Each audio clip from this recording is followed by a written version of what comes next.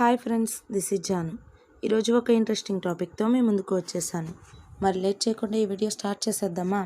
వెటనర్ spinner Ravichandran Ashwin all round ప్రదర్శనతో బంగ్లాదేశ్తో తొలి టెస్ట్లో విజయం సాధించామని టీమిండియా కెప్టెన్ రోహిత్ శర్మ అన్నారు.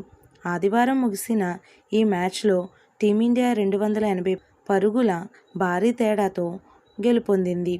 ఈ విజయానంతరం మాట్లాడిన రోహిత్ శర్మ అశ్విన్తో పాటు వికెట్ కీపర్ రిషబ్ పంత్పై ప్రశంసల జల్లు కురిపించాడు. ఈ మ్యాచ్ కోసం ఏర్పాటు చేసిన రెడ్ సాయిల్ పిచ్ బాగుందని, ఈ వికెట్పై రాణించాలంటే బ్యాటింగ్, బౌలింగ్లో ఓపిక చూపించాలని అభిప్రాయపడ్డాడు. ఇదో గొప్ప విజయం.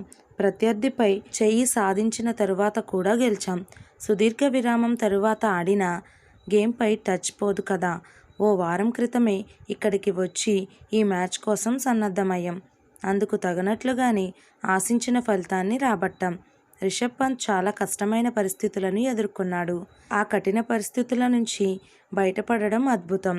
అంతేకాకుండా ఐపీఎల్లోకి రీఎంట్రీ ఇచ్చాడు. ఆ తర్వాత ప్రపంచ కప్ గెలిచాడు. ఇప్పుడు తనకిష్టమైన ఫార్మాట్లో సత్తా చాటాడు. ఈ క్రెడిట్ పూర్తిగా అతనిదే.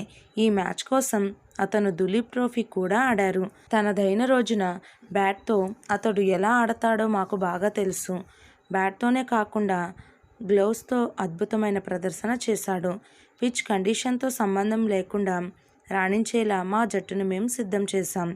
స్వదేశంలో ఆడినా విదేశాల్లో ఆడినా సత్తా చాటేందుకు మా బౌలర్లు సిద్ధంగా ఉంటారు. గత కొన్నేళ్లుగా మేము ఇదే తరహాలో ఆడుతూ విజయాలు సాధిస్తున్నాం. స్పిన్, ఫేస్ కండిషన్ అనే తేడా లేకుండా జట్టు కోసం రాణించేందుకు రెడీగా ఉంటారు. మీలో ఎంతమంది ఐపీఎల్ కోసం వెయిట్ చేస్తున్నారో కింద కామెంట్స్లో నాతో షేర్ చేయండి. ఈ వీడియో కనుక మీకు నచ్చినట్లయితే లైక్ చేయండి, షేర్ చేయండి. This is Janu. Thank you for watching this video.